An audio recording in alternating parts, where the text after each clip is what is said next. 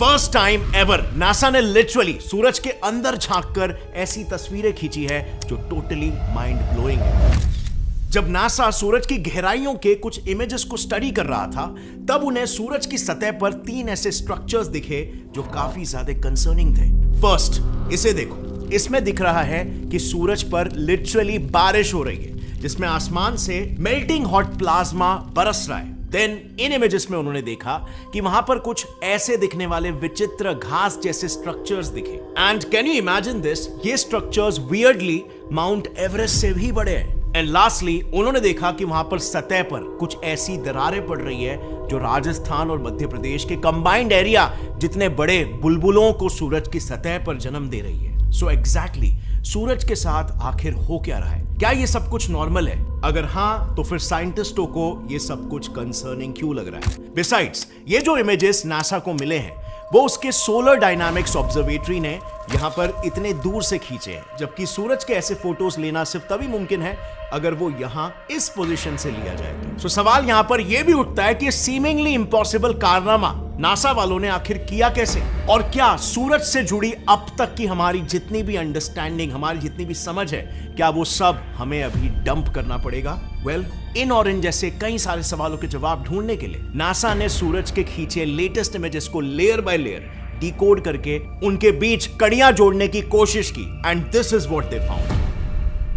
दरअसल साइंटिस्टों को पता था कि सूरज और उसके इर्द गिर्द के वातावरण में कुछ तो ऐसी गतिविधियां हो रही है जो भविष्य में पृथ्वी को बड़ा नुकसान पहुंचा सकती है, क्योंकि इन गतिविधियों से बने सोलर फ्लेयर्स की वजह से 2022 में इलॉन मस्क के एक नहीं बल्कि 49 स्टारलिंक सैटेलाइट्स इनके चपेट में आकर वापस पृथ्वी के एटमॉस्फेयर में जाकर गिर गए थे। 2023 में तो 1 बिलियन हाइड्रोजन बॉम्ब्स जितना ताकतवर सोलर फ्लेयर के कुछ अंश नॉर्थ अमेरिका में गिर गए थे, जिसकी वजह से वहां के सारे कम्युनिकेशंस ठप हो गए थे और most of the north American continent को ब्लैकआउट का सामना करना पड़ा।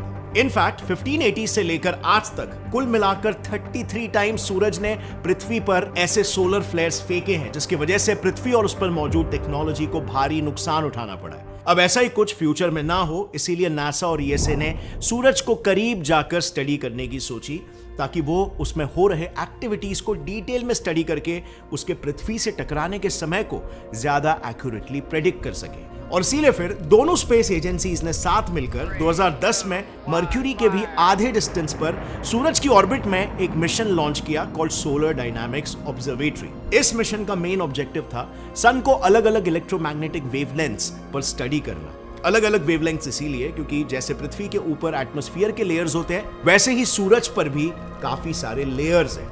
आउटर मोस्ट लेयर को कोरोना कहते हैं, मिडल में मौजूद क्रोमोस्फीयर है और इनर मोस्ट फोटोस्फीयर लेयर है।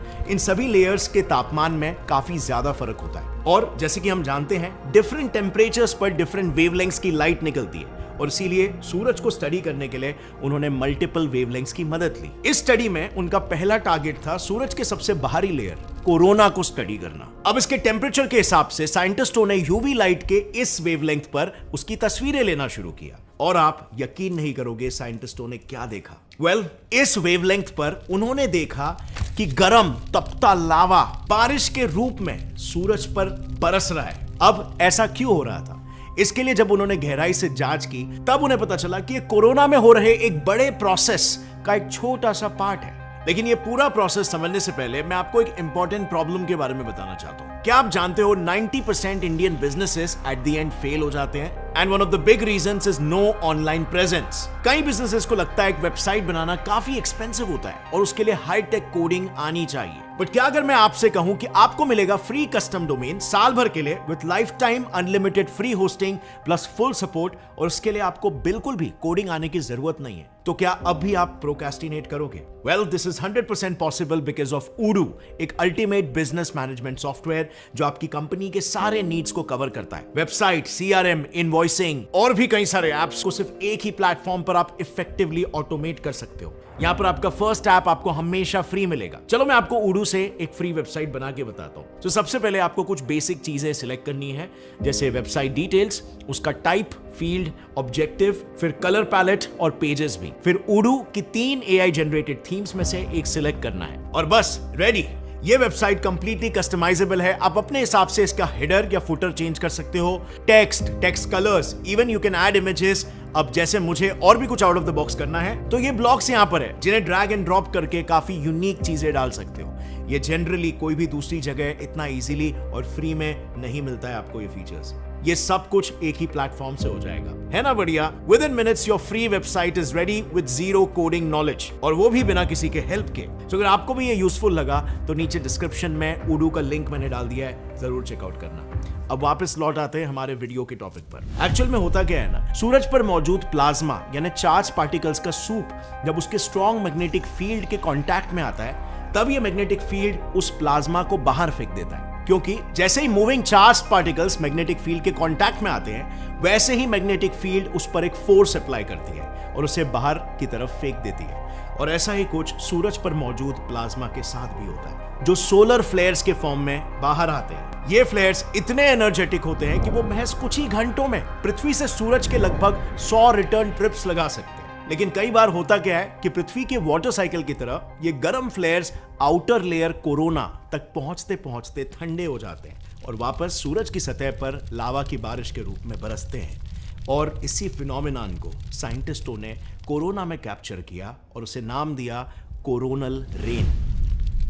यानी कि to sum it all up till now, सूरज की पहली लेयर की तस्वीरों से साइंटिस्टों को सोलर फ्लेयर्स और उसके वजह से सूरज पर हो रहे कोरोनल रेन के बारे में पता चला। अब कोरोना का राज समझने के बाद वो सूरज के और करीब गए और उन्होंने उसके मिडिल लेयर क्रोमोस्फियर को स्टडी करना शुरू किया। अब क्योंकि इस लेयर का तापमान कोरोना से कम होता है और इसीलिए क्रोमोस्फियर को स्टडी करने के लिए इस वेवलेंथ की यूवी लाइट का इस्तेमाल किया गया और इसी वेवलेंथ में उसकी तस्वीरें खींची गई।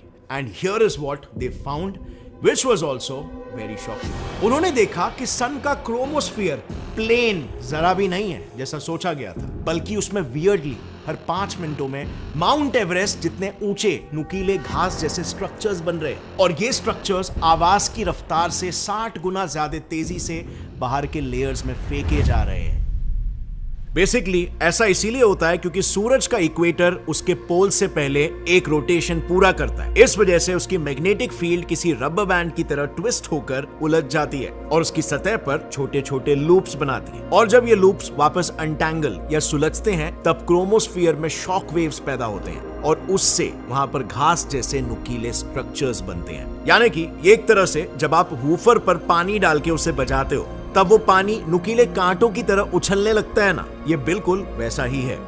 इस लेयर की तस्वीरों से साइंटिस्टों को सूरज के क्रोमोस्फियर में बने घास जैसे स्ट्रक्चर्स का राज पता चला। अब बारी थी उसके नेक्स्ट लेयर यानी फोटोस्फियर को स्टडी करने की। इसे देखने के लिए साइंटिस्टों ने फिर एक बार लाइट के वेवलेंथ को बदला, क्योंकि 5000 डिग्री सेल्सियस गर्म फोटोस्फियर सबसे ज्यादा ब्राइट विजिबल वेवलेंथ में दिखता है। इस फिल्टर से जब उन्होंने सूरज के फोटोस्फियर यानी उसके सतह की तस्वीरें ली तब उन्हें उस पर कई सारी दरारें दिखाई दी। पर इन दरारों का आखिर मतलब क्या था? आखिर ये सूरज की सतह पर बन ही क्यों रहे हैं और आखिर ये है कितने बड़े?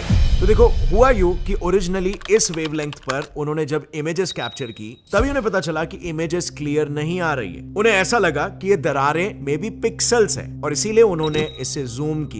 अब जूम करने पर उन्होंने ये नोटिस किया कि ये एक्चुअली में सूरज के कण हैं जो बनते बिगड़ते रहते हैं और इन्हें उन्होंने नाम दिया सोलर ग्रैन्यूल्स। अब इन सोलर ग्रैन्यूल्स की सबसे विचित्र बात क्या है पता है? ये पिक्सेल्स इतने छोटे दिखाई देने वाले ग्रैन्यूल्स यूएस के सबसे बड़े स्टेट टेक्सास जितने बड़े हैं आकार में, और ये बिल्कुल सेम प्रक्रिया से बनते हैं जिससे हमारे पैंजिया जैसे सुपर कॉन्टिनेंट्स बने थे। दरअसल जिस तरह से हमारे पृथ्वी की सतह के नीचे टेम्परेचर डिफरेंस की वजह से कोर के पास मौजूद गर्म लावा ऊपर आता है और ऊपर ठंडा हुआ लावा नीचे जाता है, बिल्कुल उसी तरह से सूरज के कोर के पास मौजूद गर्म प्लाज्मा भी ऊपर आता है और ऊपर का ठंडा हो रहा प्लाज्मा नीचे बैठने लगता है। अब ये प्रोसेस जब हम ऊपर से देखते हैं तब ये लावा जो ऊपर आया है वो हमें बबल्स की तरह नजर आता है और दो नजदीकी बबल्स के बीच की लाइन एक क्रैक की तरह नजर आती है। अब ये तो हुई फोटोस्फियर की जूम्ड इन इमेज की बात। आई डोंट नो आपने नोटिस किया कि नहीं, जब हमने ओरिजिनली जूम्ड आउट इमेज देखी थी तब उसमें क्लियरली कुछ डार्क स्पॉट्स दिखाई दे रहे थे अब ऑब्वियसली ये तो सोलर ग्रैन्यूल्स जैसे नहीं दिख रहे,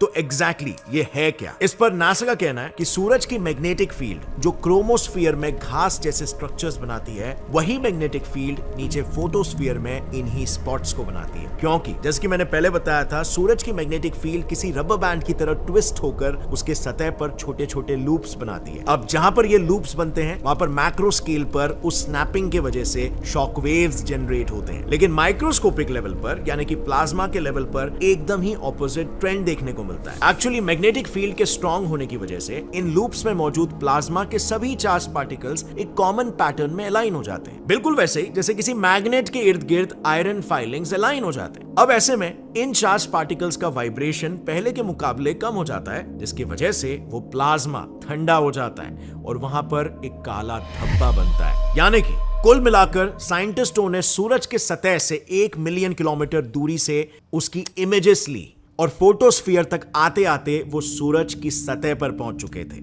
इनफैक्ट उसके फोटोस्फीयर की ही तस्वीर वो हिस्टोरिक तस्वीर है जो सूरज की अब तक की ली गई सबसे डीपेस्ट इमेज है। But you know what's the weird part? Ironically सूरज से लिए गए इस डीपेस्ट इमेज को तो हम पृथ्वी से रोज देखते हैं।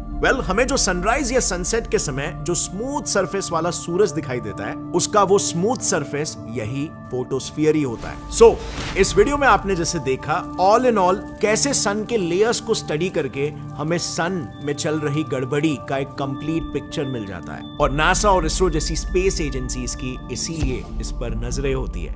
और इससे हमने ये भी जाना कि सन के साथ एज सच कुछ इतना विचित्र नहीं हो रहा है। पर फ्रेंड्स, अब भी कुछ चीजें हैं जिनका जवाब मिलना बाकी है। जैसे अगर सन के साथ सब कुछ नॉर्मल चल रहा है, तो फिर सभी स्पेस एजेंसीज इंक्लूडिंग इसरो ने पिछले 20 सालों में 10 सोलर मिशंस क्यों भेजे? क्योंकि ऐसा तो नहीं है कि वो एक प्लैनेट है जिस पर हमको पानी ढूंढना है या फिर कोई कॉलोनी बसानी हो, तो फिर इतने रिपीटेड रिसर्चेस आखिर क्यों? क्या साइंटिस्टों को कुछ ऐसा पता है या इस इंटरेस्ट के पीछे कुछ ऐसी वजह है जो कि आम लोग नहीं जानते? पहले मुझे भी कुछ ऐसा ही लगा था। जैसे कि मैंने शुरुआत में कहा, हाल ही में सूरज से आ रहे सोलर फ्लेयर्स की तादाद बढ़ रही है। लेकिन जब मैंने इस डायरेक्शन में थोड़ी सी और रिसर्च की, तब मुझे पता चला कि इन्हें स्टडी करने के लिए नासा ने एसडीओ से पहले भी कुछ सैटेलाइट्स भेजे तो थे। जैसे फॉर एग्जांपल 1995 में लॉन्च हुई सोलर एंड हीलियोस्फेरिक ऑब्जर्वेटरी सोहो, 2006 में भेजा था solar terrestrial relations observatory stereo, और इनमें से सोहो स्पेसक्राफ्ट ने तो सूरज की सतह पर हो रहे वाइब्रेशंस की तस्वीरें खींचकर उससे सूरज के साउंड तक को रिकॉर्ड किया है। पर इसके बावजूद भी इन जैसे स्पेसक्राफ्ट्स में कुछ प्रॉब्लम्स हैं, जैसे कि स्लो स्पीड से डेटा ट्रांसफर करना एंड इवन इनकी average picture quality which is very less. And this is where SEO comes in, क्योंकि जहां पर सोहो को एक तस्वीर पृथ्वी पर भेजने में 12 मिनट लगते हैं और स्टीरियो को 1.5 मिनट लगता है, वहीं पर सेम काम एसडीओ सिर्फ 0.75 सेकंड्स में कर सकता है, और वो भी इन दोनों से 10 टाइम्स बेटर पिक्चर क्वालिटी के साथ। और इसीलिए नासा वालों को ऐसा लगता है कि एसडीओ इन जैसे मिशंस के कंपैरिजन में 50 गुना ज्यादा इमेजेस बेहतर पिक्चर क्वालिटी में भेजेगा। हैविंग सेड दैट, सूरज की पूरी अंडरस्टैंडिंग के लिए इन सभी मिशंस के डेटा को स्टडी करने की जरूरत है, और इसीलिए जितने ज्यादा सैटेलाइट्स साइंटिस्ट वहां पे भेजेंगे उतना ही ज्यादा अच्छा है। इनफैक्ट इसी चीज को मद्देनजर रखते हुए इसरो ने भी सूरज को स्टडी करने के लिए रिसेंटली एक सैटेलाइट लॉन्च किया था कॉल्ड आदित्य L1, जो सूरज और पृथ्वी के बीच एक ही पॉइंट पर सस्पेंडेड रहकर भी नासा के पार्कर सोलर प्रोब से ज्यादा बेहतर इंफॉर्मेशन हमें देगा। अब ये सब पॉसिबल कर पाना जरा भी इजी नहीं था। क्या क्या टेक्नोलॉजी इसके पीछे यूज की गई है, कैसे एक ऑब्जेक्ट सस्पेंडेड रह सकता है बीच स्पेस में, सन और अर्थ के बीच में वो खड़ा है एज इट इज, गिर नहीं रहा कहीं पे, या फिर अपने पोजिशन से आगे या पीछे नहीं चला जा रहा, इसके पीछे टेक्नोलॉजी क्या है, कैसे इसरो ने इस हार्डकोर मिशन को अंजाम दिया। इस पूरे मुद्दे पर हमने एक डिटेल वीडियो बनाया जिसमें आपको इसके पीछे के साइंस और टेक्नोलॉजी के बारे में पता चलेगा, और ये मिशन क्या क्या डिस्कवरीज कर रहा है और क्या क्या डिस्कवरीज करेगा इसके बारे में भी पता चलेगा। You can click over here and check out that video. I highly suggest, बहुत ही इंटरेस्टिंग वीडियो है जिससे आपको इंडिया की स्पेस कैपेबिलिटीज के बारे में डिटेल में समझ में आएगा। फिलहाल आज के इस वीडियो के लिए बस इतना ही गाइस। अगर वीडियो पसंद आई तो एक लाइक जरूर ठोकना और सब्सक्राइब कर लो चैनल को, क्योंकि ऐसे ही इंटरेस्टिंग नॉलेजेबल वीडियोस आपको यहीं पर देखने मिलेगा रेगुलरली। और आप फ्रेंड्स जाने से पहले don't forget to check out ऊडो। ये एक बिजनेस मैनेजमेंट सॉफ्टवेयर है जो किसी भी कंपनी के सारे नीड्स को मीट करता है, और इसमें से फर्स्ट ऐप आपको हमेशा के लिए फ्री मिलेगा। Link is in the description. See you next time. As always, stay curious, keep learning, and keep growing. Jai Hind.